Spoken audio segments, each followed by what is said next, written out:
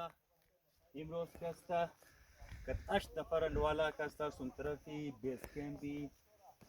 تخت سلیمان رسیده بس انشالله از اینجا کم بندگی خراس کده سون طرف تاپ موری انشالله ورس خدا را دیگه تازه در بیس کمپ رسیده دیگه और بسیار خوب موسم است और او کس نیه دنجی او نیه دیگه دوستا کس جایش خالی ده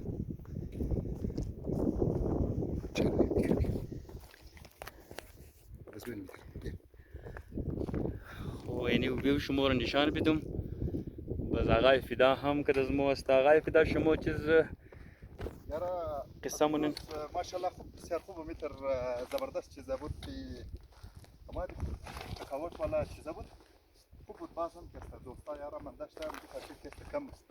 اونجا که رست مونه همین شکر خدا مو رسیدی یادی بخیر موری تاپ فهمیدی که نه صحیح تشارو مو میخوای که بخیر تاپ وری ان شاء الله